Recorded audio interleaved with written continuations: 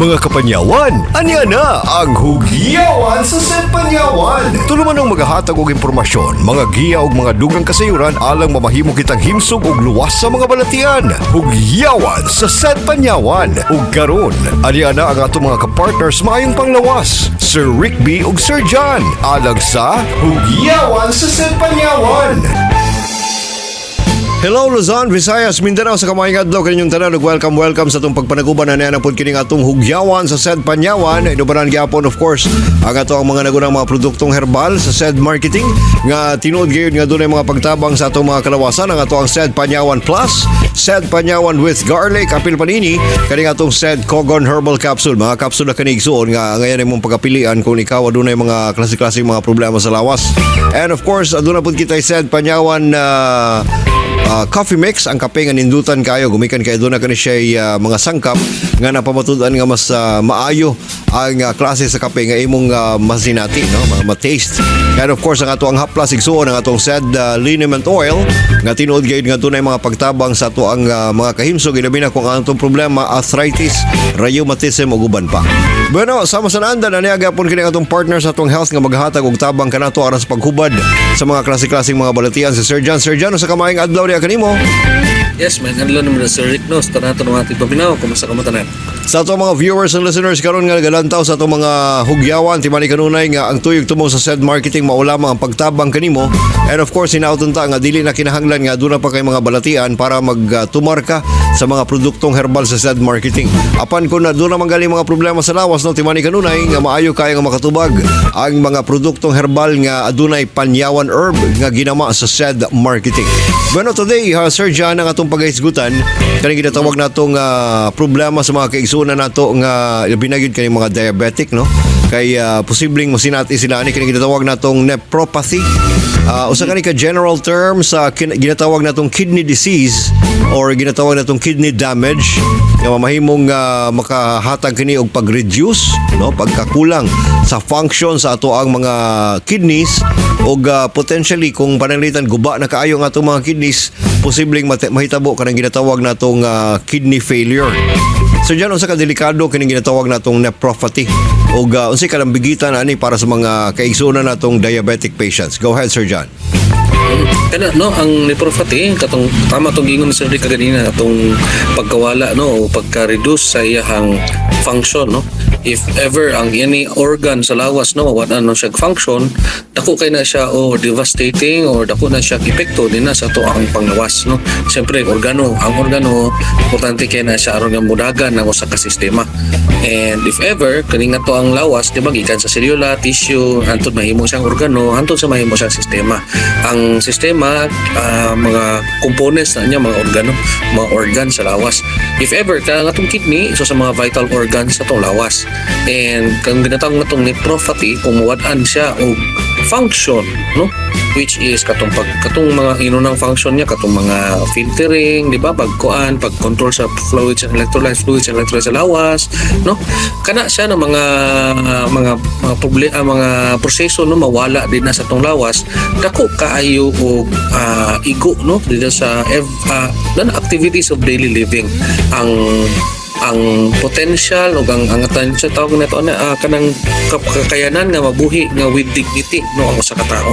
O nang ginatawag nato dili sa medical, no, nga kinahanglan gyud nga adana sa pinakataas gyud na sabi ta kana living, no, ang quality of living ang usa ka tawo mo nang ginatawag nato na healthy. If ever kung dili healthy, no, o dili well ang usa ka tawo, tungod kay adunay pag loss of function din sa iyang kidneys tungod sa nephropathy, which is pwedeng mahimong hinungdan is kining pagsaka sa sugar, no, or grabing paghimarat kay ka, grabing pagkaon sa parat, or adunay tay problema sa dehydration or pagbaba sa volume sa blood sa tong lawas, no, nga kinahanglan og drastic measure para sa tong organ nga mag-compensate, no, labaw na ang atong kidneys, no, or pwede pod nga congenital, no, gadadaot ang imong kidney daan or ang isa ka kidney gamay, no. So kana siya, Sir Rick, no, makakos na siya og dako kaayong kausaban din na sa panglawas sa katawo.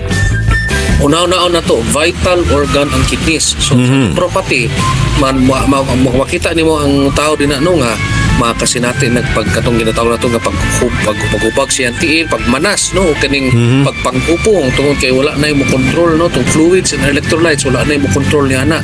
Pagsaka sa blood pressure tungod kay ang sa blood pressure ang kidney sa to ang nagakontrol sa ato ang presyon sa dugo. Katulo ang atong kidney sab ang nagakontrol sa ato ang sa tong heart problem no, so meaning pwede mo hubag ang atong kasing-kasing tungod sa pagsaka sa blood pressure. So kana sa silik no kaayong epekto sa tong lawas kung adunay pagkawala sa function sa tong kidneys no, pinahagyan ning ginatawag natong nephropathy.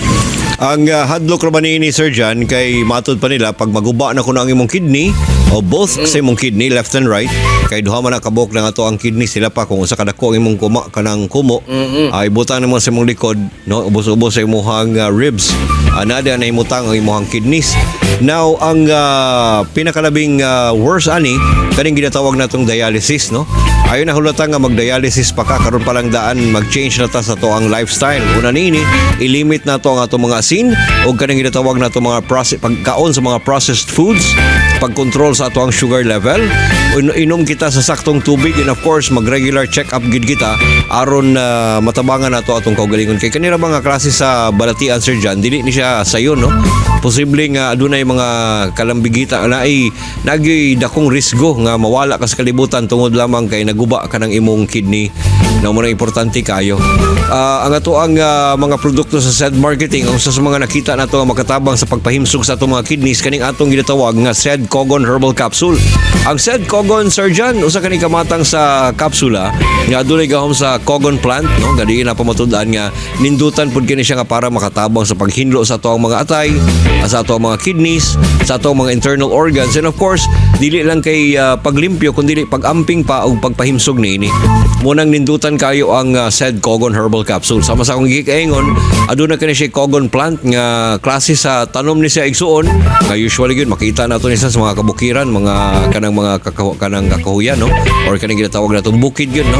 Kay kaning cogon usa kaning kamatang sa nindutan nga herb kay gikan sa roots, stem ngadto sa leaves makatabang og dako sa atong kalawasan. Sa kaniadtong mga panahon Sir John ginalaga ganin sa atong mga lolog-lolog ginahimong tsaa kay nindutan kayo makatabang ilabi na gyud sa kanunay nga pagpangihi kay sila pa ang tao nga adunay nephropathy kay maglugos og pangihi no menos na kayong pag-ihi gumikan ka na kay aduna lagi problema and damage sa iyang kidneys manang nindutan kayo ang SED Cogon labi na kung ikaw dili pa ka diagnose nga severe ang imong mga problema maayo kayo batasanon pag-inom ang ato ang produktong kapsula ang SED Cogon Herbal Capsule nga ginama sa SED Marketing para makatabang kini sa pagpahimsog sa imong mga kidneys kay timan niya ang kidneys importante kay nga parte sa ato ang lawas na importante kani nga organ kay dako kani siyang trabaho gina-filter niya ang ato ang mga ginainom no ang ato mga usual gyud nga mga ginakaon and of course pinaagi sa to ang asin no basig sobra ra kay asin delikado nga maghupok o mabarahan kaning atong mga kidneys gumikan lang sa kataas sa salt no sa sodium sa ato ang mga dugo. Sir John, salamat na po sa kay gayonon nga nakauban kita karong adlaw ug nakapanghinaot ko nga kaning atong mga viewers and listeners na napoy nakatunan sa ato ang tulumanon karon sa hugyawan sa SED Panyawan. Yes, salamat kay Sir Rick no sa another chance po kunta padayon pagkayapon sila sa pagsubaybay nating programa. Sa ato mga kaigsunan diya karon nga nagakanunay sunod sa ato mga produktong nagasunod sa ato ang mga tulumanon, mga programa. Timani kanunay nga ang mga produktong herbal sa SED Marketing gituyog tumong gituyo para makatabang sa ato ang kalawasan. Gumikan kay kini adunay gahom sa Panyawan herb nga diin na pamatud-an nga daghan kini gikatanyag nga kaayuhan sa atong mga kalawasan. Basta adunay problema sa lawas, pag SED products. Inyong nabati ang tulumanong hugyawan sa SED Panyawan. Tulumanong naghahatag og impormasyon, mga giya ug mga dugang kasayuran alang mahimo kitang himsog ug luwas sa mga balatian. Gamit ang mga produktong herbal sa SED Marketing, ang SED Panyawan Plus Mangosteen, SED Panyawan with Garlic, SED Cogon Herbal Capsule, SED Liniment Oil, SED Panyawan Coffee Mix, ug ang mga sabon nga SED Celebrity Beauty Soap ug SED Celebrity Kojic Soap. Hugyawan sa SED Panyawan. At ang nilang gihapon kini nga tulumanon sa sunod nga higayon. Daghang salamat sa inyong paglantaw.